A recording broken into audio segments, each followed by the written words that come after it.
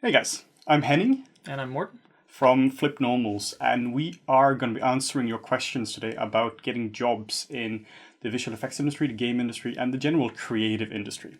So the first question we have is, what field is the hardest and easiest to get into in the VFX industry?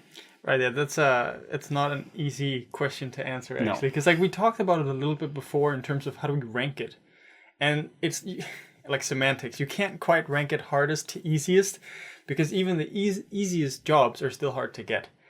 One thing we tried to come up with a list that was we thought paint and roto could be more the entry level jobs, so to be perceived to be easier to get. That doesn't mean that there aren't hard tasks in those jobs to get. It just means that most of the time you don't have specialized people entering those positions, whereas something like a character position, character modeling, character sculpting, whatever it is, anything character related, would be in the harder spectrum. It's the harder jobs to land. Yeah, it's one of these where when it comes to character art, the task itself is just quite hard. Yeah. You just have to be of a certain level to be able to do the bare minimum. But if you're dealing with something like match moving or rotating a shot, you have tasks which are just inherently a bit easier than the other ones. Like you said, there are definitely shots which are really hard to roto, but the lowest level is lower than for some of the other ones. I'm thinking like maybe something that's pure like lighting, not looked at, but just lighting positions could also be probably easier to land, as well as we talked about render wrangling, that one as well. Yeah. There was what was I thinking about? Right, we talked about rigging as well. Whereas rigging isn't an easy job, Not and it's not easy to land a position as a rigger when you don't have any experience. But the thing about riggers is that they're always needed. Riggers are always needed, so people who are good at rigging might have an easier time finding a job because they're always in demand. So it's kind of like, what do you approach it from? Yeah, sure, if you approach it from the sort of, you're a beginner and you've never had a job before, then being a rigger and becoming a rigger, getting a job as a rigger is not easy, but it will be easier once you have a portfolio. Yeah, and I think there are a few jobs like that as well, like effects artist, which if you're really good at effects, if you know Houdini in and out, you're probably going to get a job quite easily. But getting to the point where you know Houdini quite well, that is really tricky. One thing we also talked about is getting in as a color grader.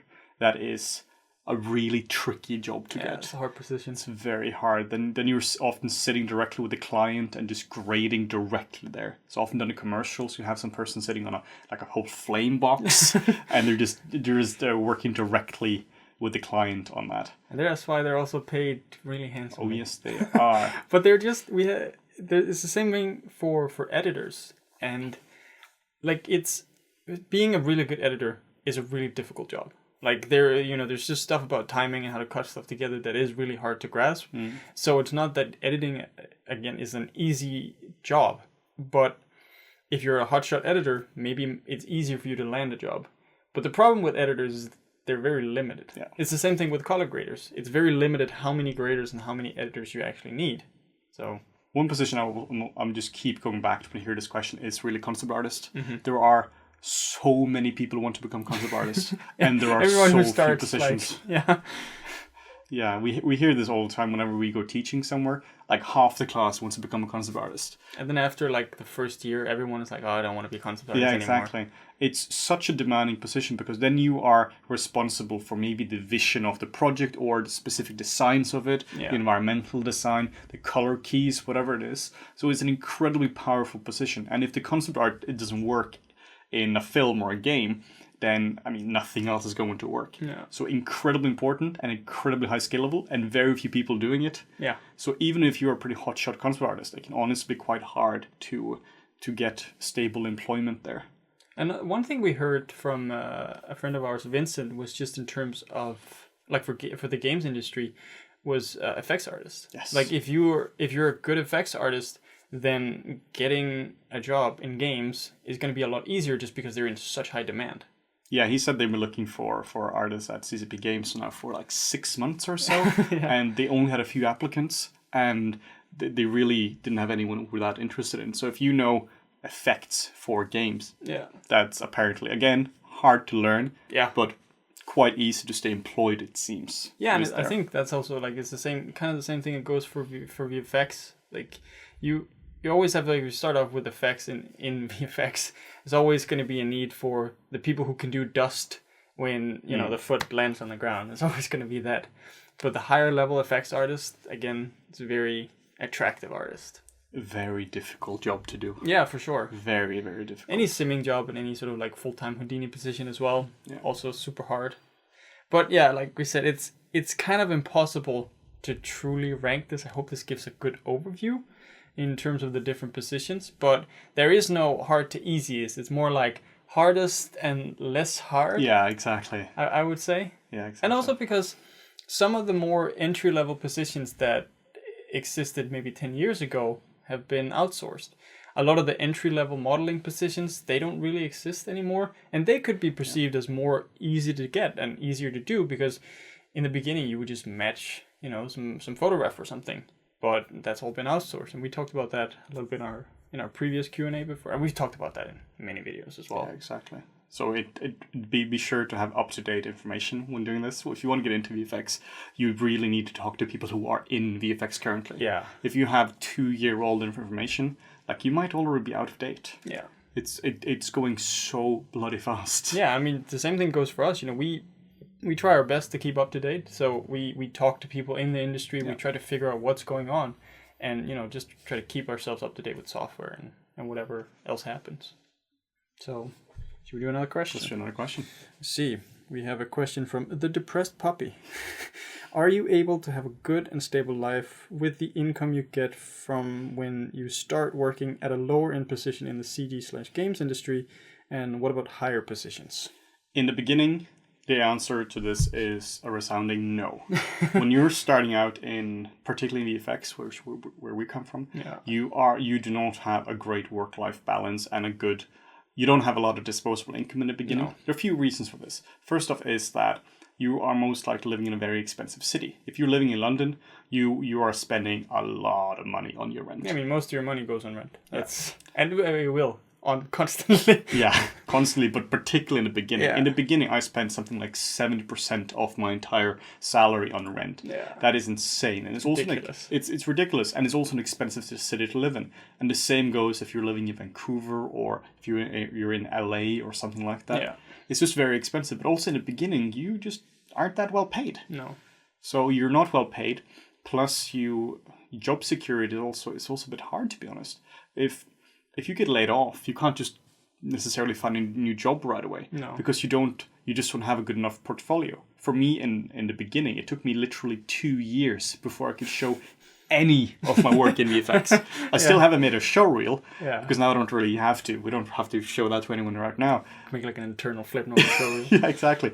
But if I lost my job in the first 2 years, that would have been quite tricky. I mean, that was one of the struggles for me. I had, so I was hired at Cinesite as my very first job over here in London. And in that period, MPC let go of, I don't know, 100 people. 100 people. And these were people that flew in from all parts of the world. And people were laid off, and immediately, obviously, people that flew in and then were living and needed to find jobs elsewhere. So all the other studios that had jobs just picked up all the artists. And my contract ended with Cinesite, and then all of a sudden I was in a position where I had now, you know, I'd worked at the mill for like an internship for like a couple months before that as well, so I had some stuff on my reel, but, you know, nothing amazing, just like junior getting started. And I think I had an 8-month period in London where I couldn't find any work. I mean, luckily I'd been freelancing before, so I just sort of fell back on my freelancing, but that can be quite tough.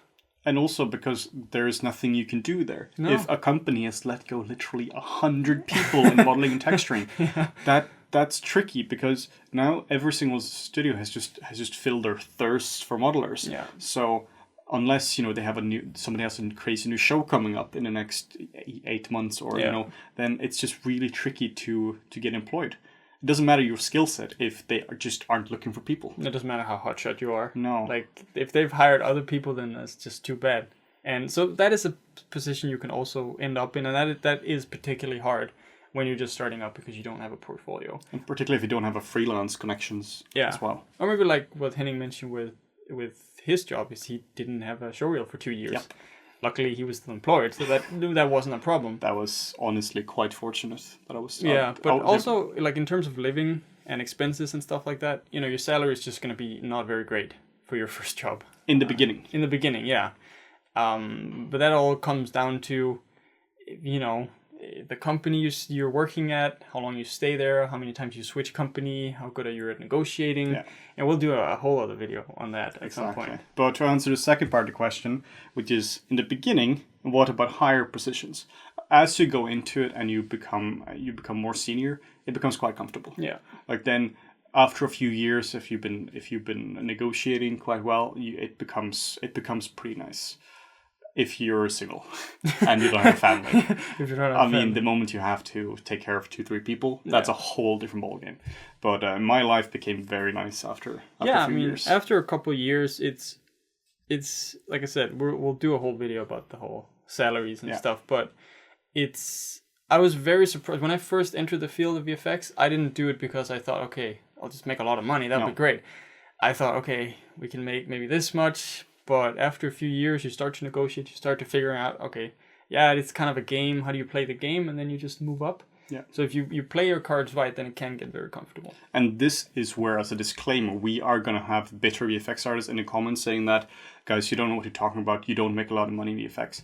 Based on the UK average, a senior position is around double. Yeah. Like you make a lot more compared to the UK average. If you compare it to being a VP at a bank or something, or if you're a Silicon Valley programmer, no. You're not making $200,000 a year like you can do as a programmer if you're hotshot. But compared to UK average, compared to world average, you are really doing quite well once you get into it. What is more troubling is the job security, though. Yeah. That is, a lot of people are on 6-month contracts. And that it almost doesn't matter if you're junior, mid, or senior. No. It's the longest contract I've ever had was a year. And that's like a long contract. Yeah.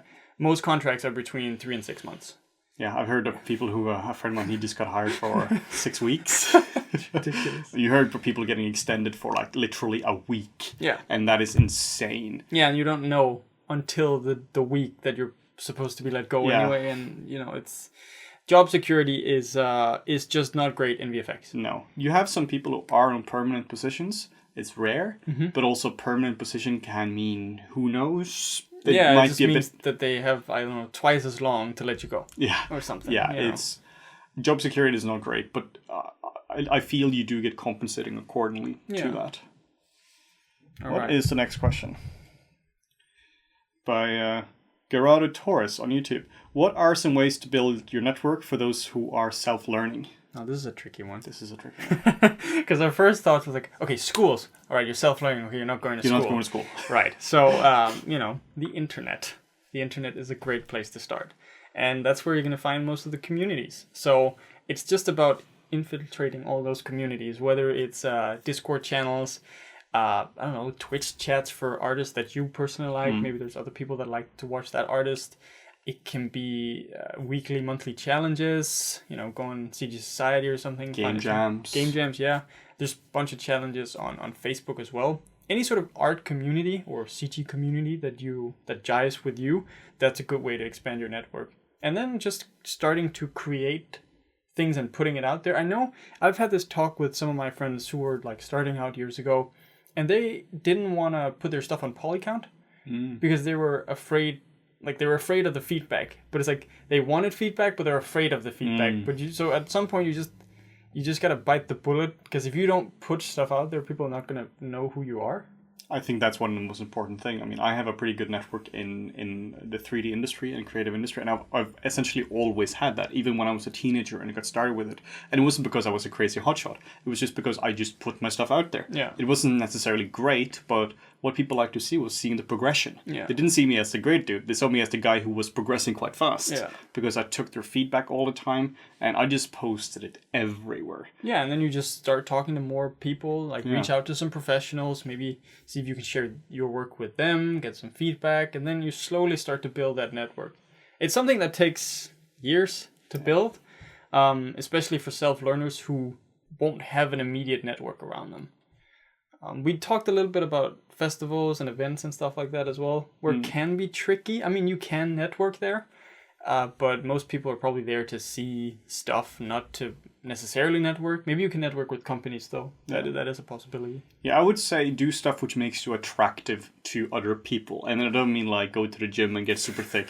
I mean stuff like become good, produce good training for people, make good resources. Yeah. Then you might have people like Michael Dunham, who's doing the XMD brushes, where a bunch of people know him because of that. Yeah. You have Jonas Renego, who's doing a bunch of really awesome alphas and painter materials, and people really get to know him because he's doing this very specific thing.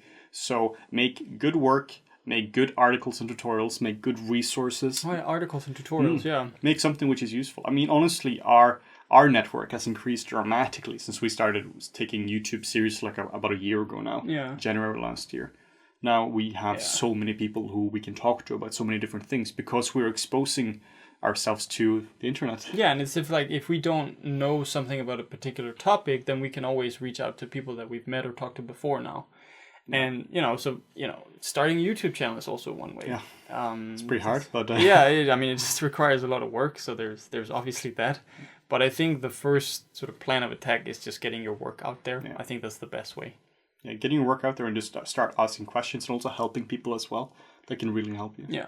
Because one thing when it comes to helping people is the person you're helping might not be great right now, but maybe in 2 years he is. Yeah. I had that when I got my job at NPC. That was recommended by a friend of mine who I was helping out a few years beforehand. So I gave him a hand in the beginning, then he gave me a hand later on. So that can really help you get friendships as well. Yeah, I mean, it's just nepotism is the key to VFX, apparently, which is a little annoying sometimes, especially in the beginning, because the less people you know, the harder it is to get a job. Yeah. The more people you know, the more people who could recommend you. So like it's a little like an evil circle. Yeah, there. It is. So unfortunately. Next question, which I think is the last one. Yeah. Is how to succeed in interview. What should you ask to the recruiter so they can see your interest? Yeah, so we had a discussion with some people earlier today about this exact thing, and it becomes a bit deeper than just what should I ask in an interview. It's not like you have an itemized list where, okay, ask this thing and you're gonna get 10 XP points. Ask this thing, oh, this is a really good one. Hired. Yeah, hired, because now you ask all the right questions. It's a good question you're asking, of course, but an interview is to get to know you. Yeah. And it's a conversation. I know there are some places where they're going to grill you. They're going to stress test you and figure out, do you know all this stuff? I haven't heard this in VFX, but I heard some of this in games where and on programming as well, where they're like, do whiteboard tests and you're supposed to do that. And that is to test you. But in VFX, I've never had an interview which has felt stressful. No. It's a chat. You come there because you have a company which is very interested in getting you. They're interested in getting to know you. You've already proven that you can do the stuff based on your portfolio. Yeah. Now they just need to weed out the crazies from the rest of them. Because even though you have a great portfolio, you can still not be a team player. Yeah. Or maybe there's something about you that just doesn't sit well with the company. They don't feel like you jive. So that's really the main purpose of, I guess, the interview. It's just it's to figure out if your soft skills match your hard skills, essentially. Yeah, I've seen some people here who've been asking if somebody asks you what makes me contribute well to the team, what should I answer? You should answer, how do you contribute to the team? It really is one of these where you should just be yourself and don't be a dick, don't be arrogant. Yeah. Really just be calm, casual. Try to be yourself. I've never been to an interview in VFX where you've gotten the standard Reddit bullet points of how to do an interview. Where do you see yourself in 10 years? And describe yes, there are variations of it where they're what would you like to do? Do you want to go in as a supervisor maybe at some point? Or do you just like being an artist doing this? That kind of stuff. What are your general goals? But I feel like it's never been wear your suit into the interview and then talk about your strengths and weaknesses kind of stuff. And don't wear a suit. Yeah, don't wear a suit. Don't wear a suit. I've talked to some recruiters who are saying that if you wear a suit, you are immediately disqualified from the job. And that's not because they hate suits. It's because it shows a deeper issue. It shows that you fundamentally don't understand the culture of a company. Yeah. So if you come in there to see if you're a good fit for the culture of a company, and you show that you fundamentally misunderstand the company culture, you're just gonna have a hard time. Yeah. I mean, I'm not saying that you're actually gonna get disqualified, but you know, maybe don't wear a suit. no, You know. yeah. So the answer to the question, like what should you ask? Well, what are you wondering about? What questions do you have in the interview? Yeah. Are you curious about what benefits that the company have? Are you curious what tasks are you gonna get? Where could they see you fitting in? And it's not so much about you. There's no like checklist that you have to ask and answer these questions and therefore you'll be qualified for the job. It's not like if you ask the recruiter, oh, okay, so if I do this and this, like, what do you want me to do here? Like, that's not how it works. I mean, if you have any legitimate questions or any interest about the company that you think they can answer, then ask that question. I think that's the best answer I can give. I've seen this so many times on Reddit and other sites where it's like, ask these specific questions and you're going to be good. And if you don't have any questions at the end of it, just make something up. It shows engagement. Well, you might appear to be an idiot. Ask what you're wondering about. Yeah. And I think that's about it. I would love to talk more about the whole interview process at some point. Yeah. The whole how do you apply? What do you do? What do you say? What do you don't say? Yeah, it's a longer video. Yeah, even though this is again a long Q&A, it's like we're really bad at keeping these short. But thank you guys so much for submitting your questions. It seems like there's a lot of engagement for this, and if we keep seeing that, we're definitely gonna keep doing more of these. So thank you guys so much for watching, and make sure to like, comment, and subscribe. Thanks, guys.